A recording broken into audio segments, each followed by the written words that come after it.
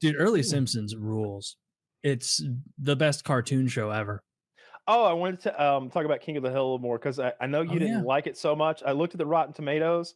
Everybody loves it. They're calling it the greatest animated revival of all time. It's gotten really good viewership too. It was like 6 or 8 million views per episode or something like that. Something good.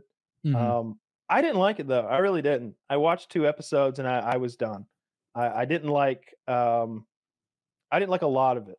I don't, the voice changes are kind of that bothers me. Like Dale doesn't sound right. Like you said, Khan doesn't sound right at all. So like I'm not gonna watch the rest of it. I'm checked out. Kind of a shame that it's a shame that actor died because that voice just doesn't sound right. And then also like Yeah. Peggy doesn't even sound right. Like Peggy doesn't sound right Well, to they me. sound old. It's the same thing the Simpsons have gone through, where the voice actors, like through no fault of their own, that's how time works. They just get older, and so they can't do the voice in the same way. And that is definitely a factor. Mike Judge, who does the voice of like Hank and a number of other characters, he does a better job keeping it together and like tighter. But I don't agree with the reviews saying it's awesome, but I also don't. It's not as bad as I thought it would be. Like I watched the first episode and a half or so, and then tweeted out like this shit's fucking soulless trash, awful. And then I watched the rest of the season, and there are. If you're a King of the Hill fan, the way I am, where like I love that show, I love all the characters and the lore and everything, there are enough moments throughout the new show that are kind of reminiscent of the old show that you'll probably get a kick out of it. You'll probably like it. There are little moments here and there.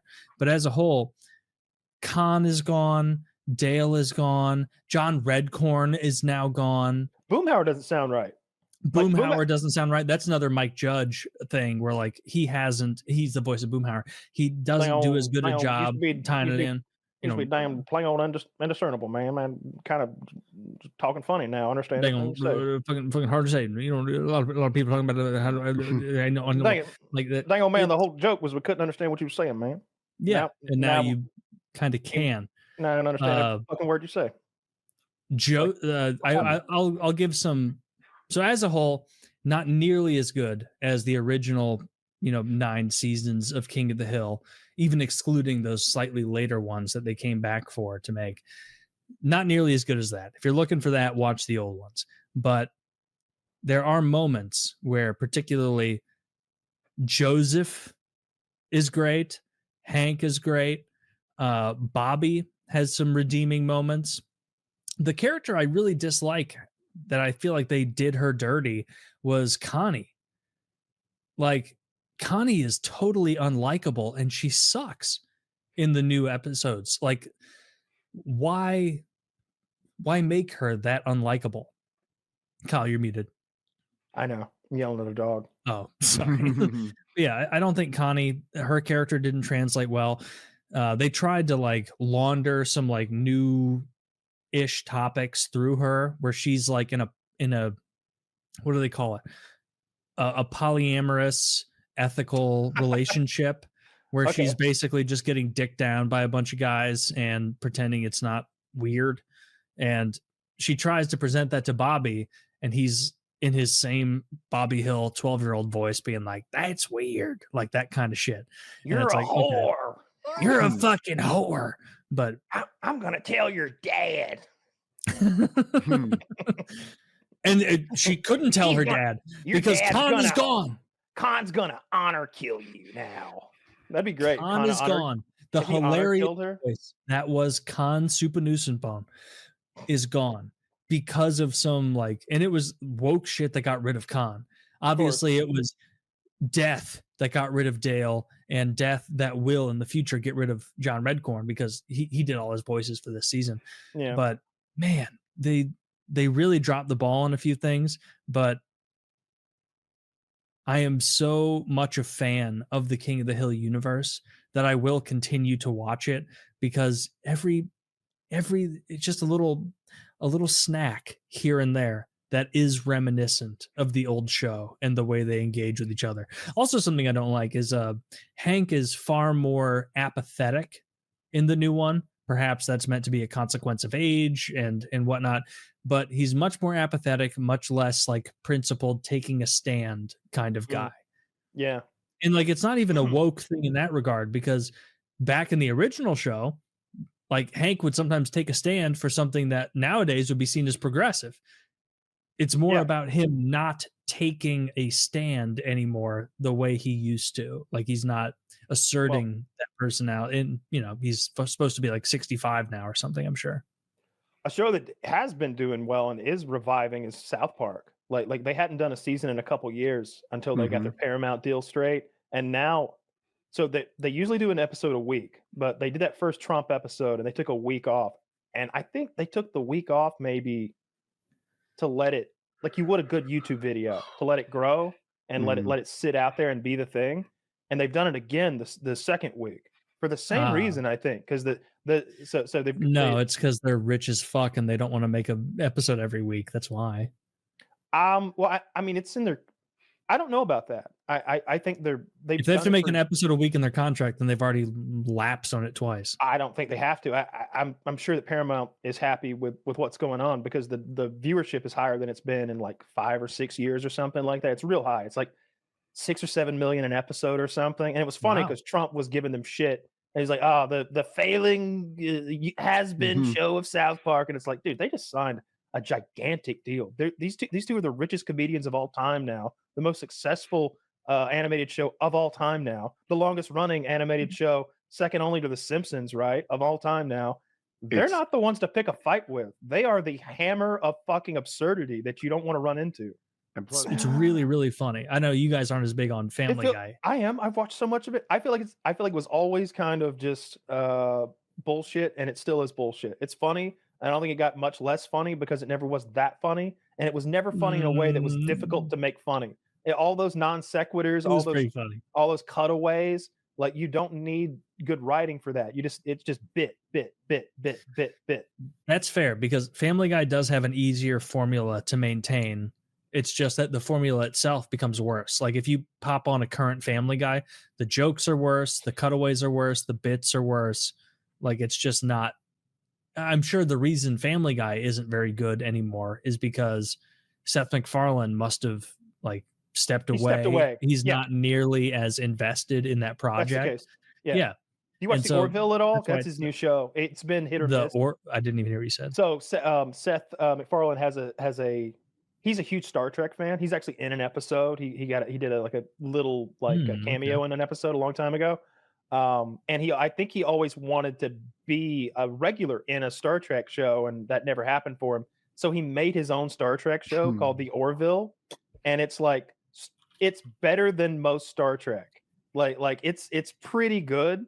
It's funny. It's kind of silly. It's very silly. It's silly. It's quirky, and it makes fun of a lot of Star Trek tropes. There's a robot character. There's a Klingon type stand-in character. And there's lots of the robot character doesn't understand practical jokes. So like as a practical joke, he surgically removes a guy's leg while he's unconscious. And he's like, "Ha ha ha, I have removed your leg." And he's like, "Where's my leg?" It's like there's like 4 seasons of it. I think they've been canceled twice already and revived back. But I like it. I think it's pretty good. And it's definitely got, if you like Seth MacFarlane, like if you like Ted, and if you like his smarmy, smart ass sense of humor. Didn't like Ted. You didn't like I love Ted. Family Guy though. Wow. Old Family Guy is hilarious. I love Ted. I thought Ted 1 was amazing and Ted 2 was garbage. But I like Ted 1 a lot. I thought that's one of Mark Wahlberg's best roles. What would your top 3 be of the adult animated series? Like Simpsons, Family Guy, American Dad, Futurama. I don't the whole mix. I don't I don't like Futurama or American Dad. So it's kind of easy for me. I really like Family Guy. I really like. I mean, as South a kid, Park, obviously. As a kid, it's of course South Park. As a kid, I was super huge into Simpsons, but I just haven't watched it in probably 20 years. Like not since I was a teenager or something. I don't think I've watched an episode even. Maybe like a full episode, sat down and watched it. I don't think I have. Do you mean of the new episodes, or you haven't even sat down and watched a season? Like you haven't watched Mr. Plow in 20 years? I don't think so. I think maybe I watched. It's crazy. They're so funny. I did watch a couple of. I like the episode where Homer gets that new job with the Bond villain guy. Yeah, and he's like, Homer, if it's not too much trouble on the way out, if you could kill a few people, that would help me out tremendously. I like that episode. I like the episode where Homer meets his lost long brother, who's voiced by Danny DeVito. I watched that one. Yeah. And Danny DeVito's character is like incredibly successful, owns his own car company. He's like, Homer, I want you to design the car for the regular man, because that's what you are. You're an average Joe. You're the archetype for the American man. You designed the perfect car. And the Homer Simpson car is like this famous just failure. It's failure. And to look at it, it's got that big bubble that you're like inside of. It has tail fins. There might be a rocket booster. Yeah. It's got 8 horns because you can never find one when you're angry. I mean, like the topic's changing, but I want to answer Taylor's question. Number 1, best animated show, Invincible. Number 2, best animated show, Bob's Burgers. Number 3, best animated show, What If on Marvel's. Bob's Burgers over Hilarious. Simpsons? Easily. Or early Simpsons? I wish they could be close. Early Family Guy? Smashes them. Bob's early Burger, South Park? Bob's Burger fucks and dumps any of those shows. Oh. You don't like Archer? I like Archer a lot. Archer's pretty good. Archer is a show that was awesome for 3 seasons, and then went off all the writers on Archer clearly were like, we don't want to write about this ISIS group anymore. We're going to have him like get concussed every season and write about fantasy worlds. And it's like, all right, well, I don't care anymore. Yeah, they put him in a coma for like 3 or maybe even 4 whole seasons. And they did every season was a different coma dream he was having where all the characters were in completely new settings and they were all doing completely different things. And it was a fantasy that he was having in his comatose brain. Hated all that. It's what drove me away from the series. Mm-hmm. But prior to that, the reason they got away from ISIS was because of the terror group ISIS, which I thought was bullshit. They should have just written it in the show. They should have gotten confused with the terror group ISIS, and they're like, make a joke out of it. This has been her name this has always been her name. They just came up with this, and hey, this is bullshit. We're gonna take on ISIS. That should have been in the show. Archer should have fought ISIS. If they were ISIS v ISIS, no one would confuse them with ISIS. Yes. And also, Archer, that's the guy from Bob's Burgers. Of course. Dude, he doesn't even change the voice. He's like, this is my Bob's Burger voice, and this is my Archer voice.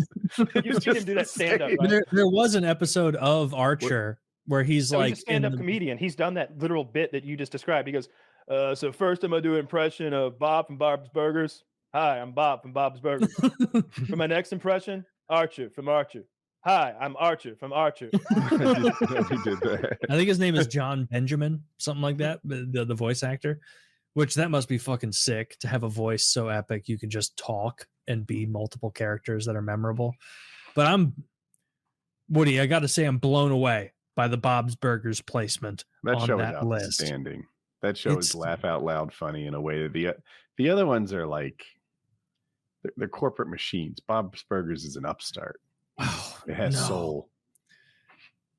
Season 5 of The Simpsons is not corporate. It's hilarious. It's so good. I couldn't even name a single episode. Cape Fear. There's a ton of the Cape Fear. Monorail. I don't remember. Okay, Monorail. 5. I know. I don't know if it's season 5 or anything, but that's iconic. This seems more like a Shelbyville kind of idea. No. No, you tell us your idea, and we will vote for it. Where their mayor is just a Kennedy. That's great. You know that's Conan O'Brien, right?